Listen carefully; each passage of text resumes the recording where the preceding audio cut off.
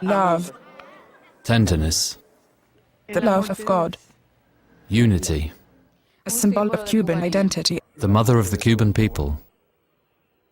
She is it.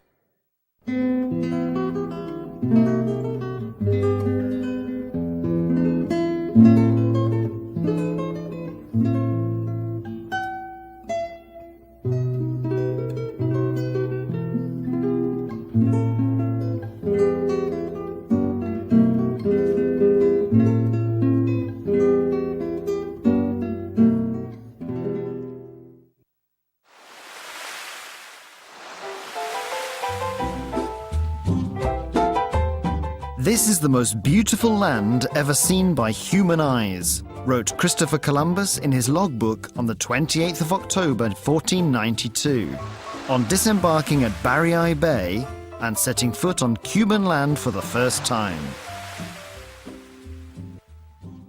Nowadays, the Cuban archipelago, made up of the island of Cuba, the Isla de la Juventud, Isle of Youth, and over 4,000 cays and small islets, has around 11 million inhabitants.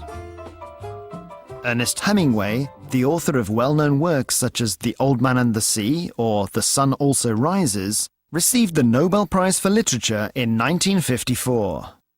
Hemingway wanted to dedicate this prize to the Cuban people who he loved so much.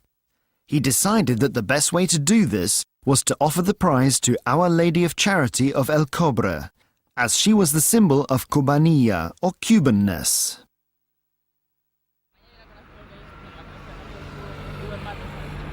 Hemingway knew well what he was doing. To tell the story of Cuba of the last 400 years is to tell the story of devotion to Our Lady of Charity of El Cobre. For any Cuban to say Our Lady of Charity is to say Nation and Motherland. They call her the Mambisa, as she was invoked by the Mambises soldiers during the Wars of Independence. And they call her Cachita, an affectionate diminutive for caridad, charity. The history of this devotion originates from the northeast of the island, specifically in Nipe Bay, which is currently in the Holguin province. There, two Indian brothers and a black boy of 9 or 10 years of age went looking for salt. Estrella de la mañana, que brilló sobre las aguas, a los tres de Barajagua, que iban remando con ganas.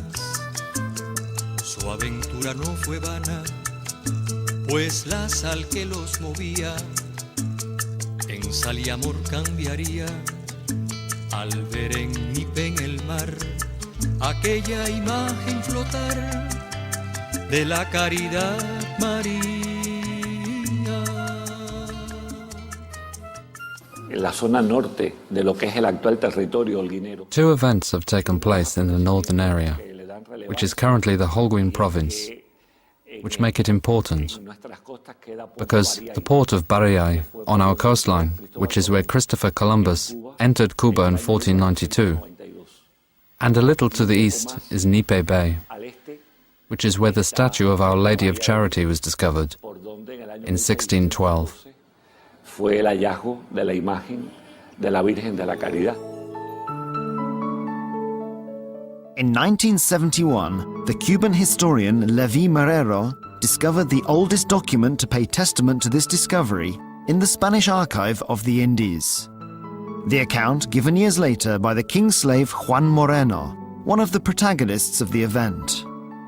A copy of that document is kept in the Archbishopric of Santiago de Cuba.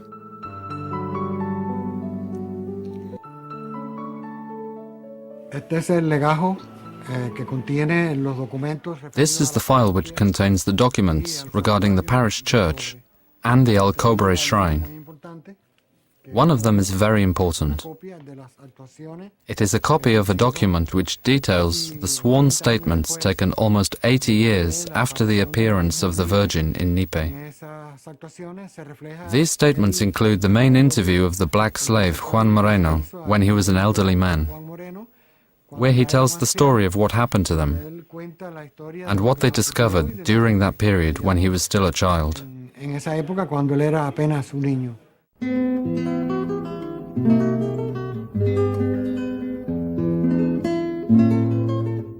historia dice que después de traerla The story goes that after bringing her to the Barahagua cattle ranch, a temple was built for her, and she remained there for 2 years. After 2 years, it was decided to take her to the mines of El Cobre, and it was therefore here, in this area, where the devotion and presence of the statue took root among us. Perhaps because I'm the Bishop of Holguin, my reading of the discovery is sentimental and spiritual, because when one reads the Gospel according to St. John at the cross, he says to him, "Woman, behold thy son.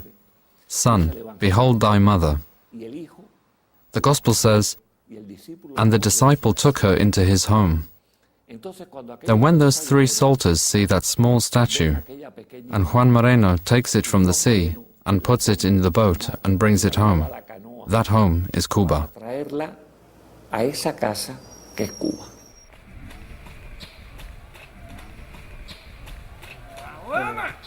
If you follow the slave route, which was the name also given to the royal road which connects Barahagua to Santiago de Cuba, you arrive at the royal mining village of Santiago del Prado, which is commonly known as the village of El Cobre, copper, as this is the material which was extracted from the mines located there.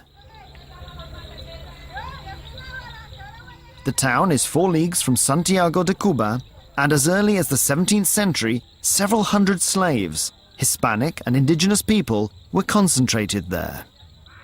Ya estaban aquí los indios de siempre. The Indians were already here, as were the slaves. And those 2 Indians and a young slave found the Virgin there. And so that no one is left out, the governor of the mine who decided to bring her here was a Spaniard. And I said, what a coincidence. It was when the 3 ethnic groups which shaped our nation were present that the Virgin arrived. Configurado nuestra nacionalidad fue que vino la Virgen.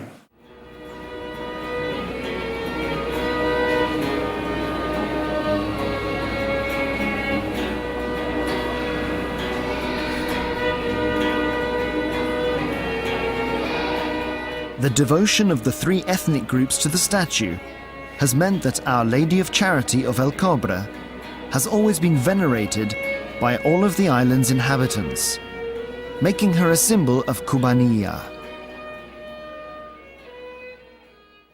Bueno, Cubanía es todo aquello que permite identificar. Cubania is everything that makes it possible to identify a person from this land.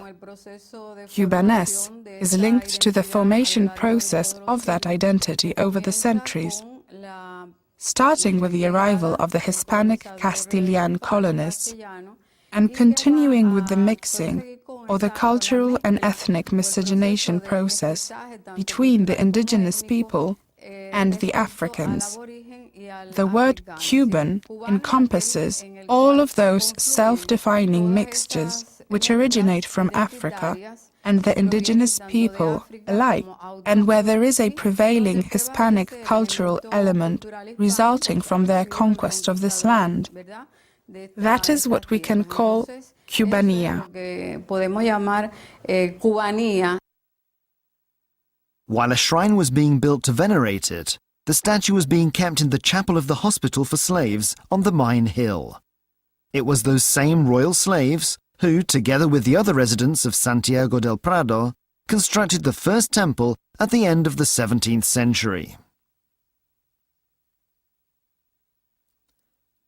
However, the shrine and the hostel collapsed in 1906 as a result of the heavy mining activities below the building, which were carried out by the American company, the Cobre Mines.